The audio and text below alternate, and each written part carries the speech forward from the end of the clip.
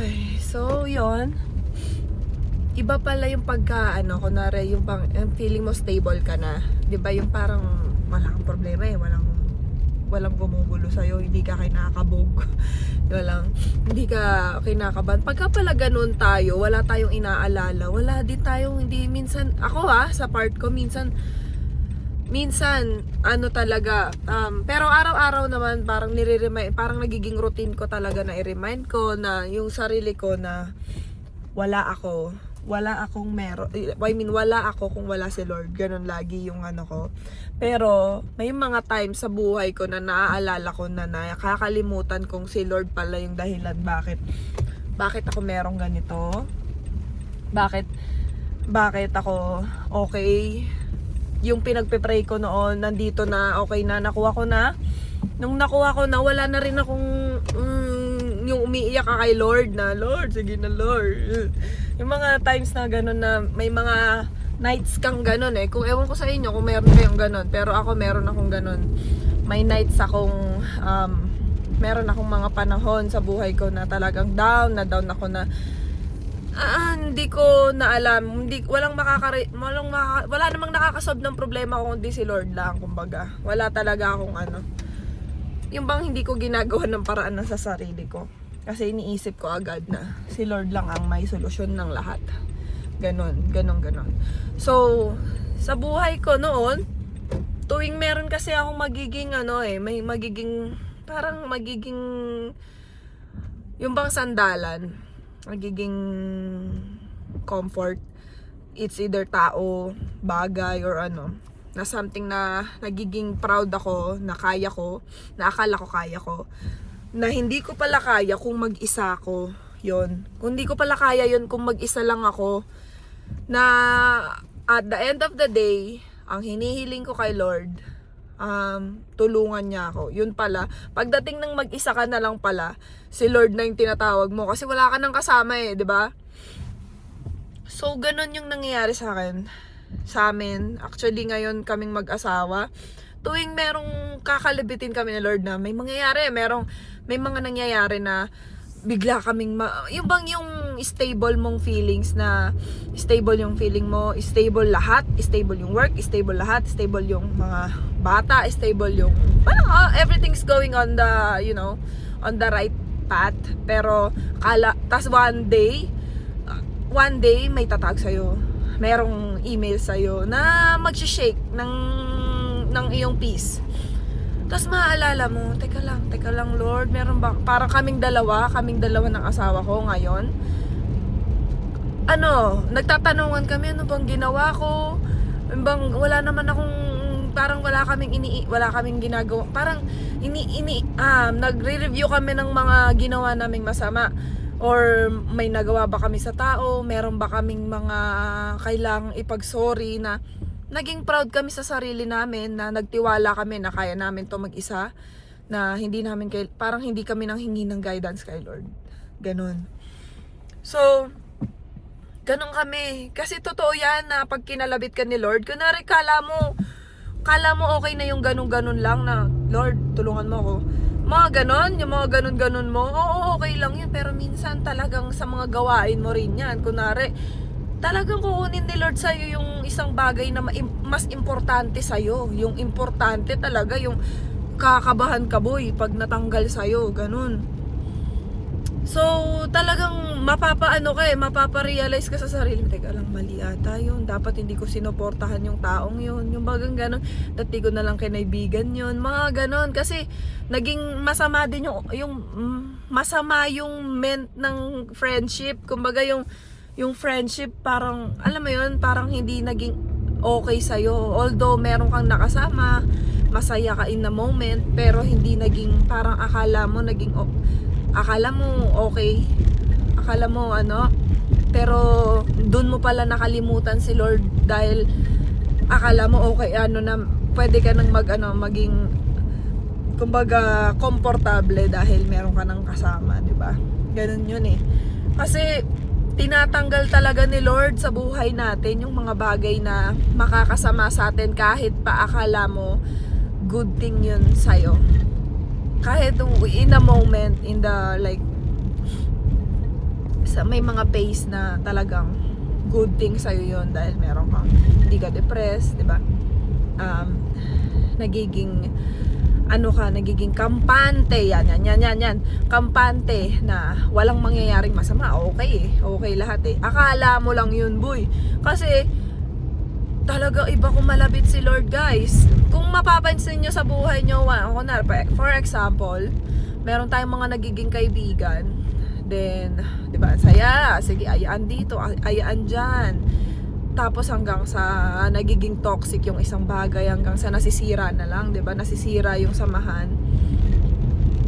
Yun na yung turning point na teka lang nak, sabi ni Lord.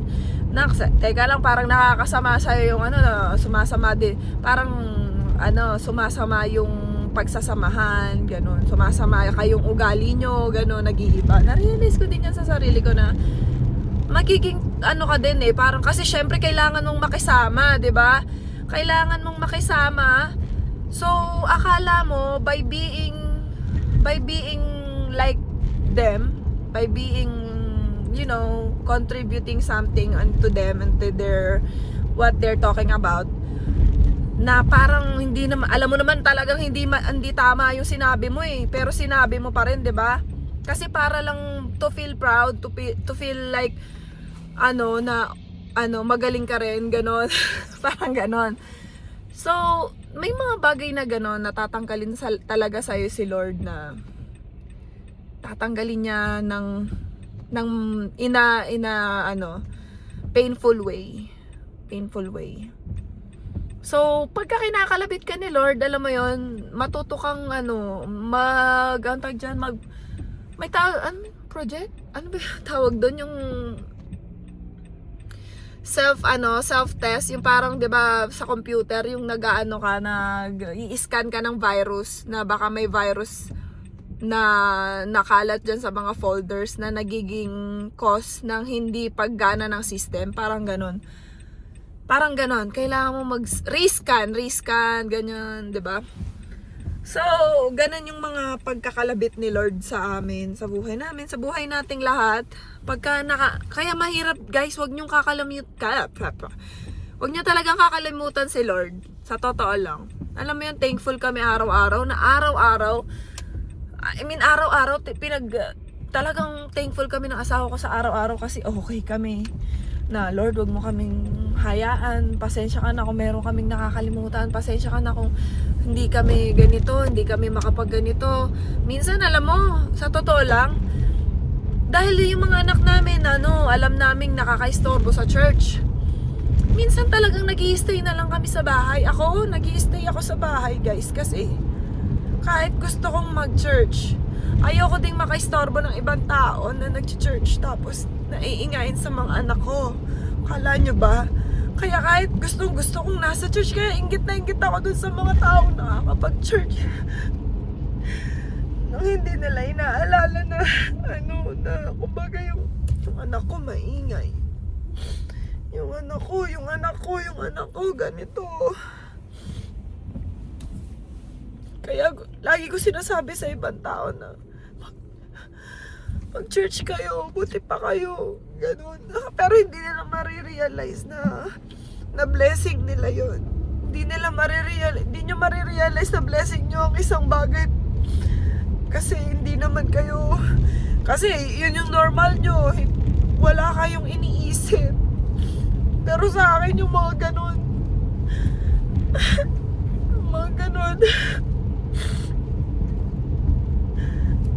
mahalagang bagay sa akin yung nandun sana ako sa church. Kaya lang, yung mga anak ko makaka-istorbo, mahirap alagaan, so hindi rin ako nakakapag-church ng maayos.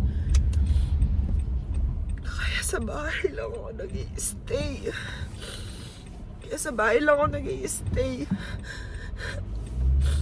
Nagla-live lang, pero gusto ko mag-church. Pero nandun yung hirap na ayoko makaistorbo sa tao. Ayoko mapahiya kasi minsan syempre maingay maingay kasi yung anak ko dahil nag-i-steam siya. Autistic siya eh. Pero kasi ayoko naman siyang iwan sa ibang tao. Alam niyo ba yun? Yung ganong feeling. Ayoko iwan sa ibang tao kasi ikaw lang, kayo lang ng asawa mo yung pinaka-safe na tao.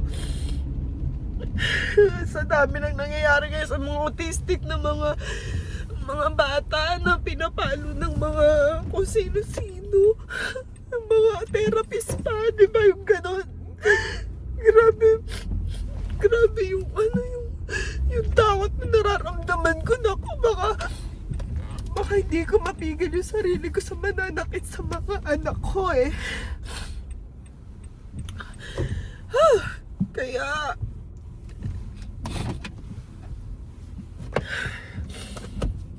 huwag niyong kakalimutan si Lord, guys. Yun lang. Ay, naku, miyak na naman ako, boy.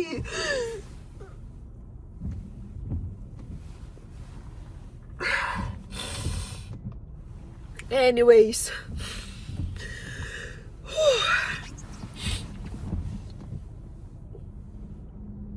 Ay, naku. Anyways, guys, sorry. Yun lang talaga share ko eh. Naiyak lang talaga ako kasi yung mga malilit na bagay na yun yung mga kinikrave ko sa buhay minsan. Namimiss ko kasi dati nagagawa mo. Kasi madali pa noon. Tapos habang tumatagal, humihirap. Tapos habang tumatagal, humihirap. Tapos humihina ka pa. Ayun lang. Anyway, yun guys, gusto ko lang sabihin sa inyo na huwag nyo kakalimutan si Lord. Kasi mahirap kalabitin ni Lord. Talagang may papaisip ka. Isipin nyo tong sasabihin ko kakalabitin kayo ni Lord sa hindi nyo inaasahan na panahon na bigla niyang tatanggalin yung paa nyo, yung ganun ba? I mean, yung support nyo. Kung anong support man yung meron kayo dyan. Tapos biglang tatanggalin ni Lord. Yun na lang, imagine nyo yun pag nakalimutan nyo si Lord. Lahat ng kinapaproud mo na akala mo kaya mong gawin bilang mag-isa ka, akala mo yung sarili mo enough para sa isang bagay na yon na kaya ko yung gawin eh.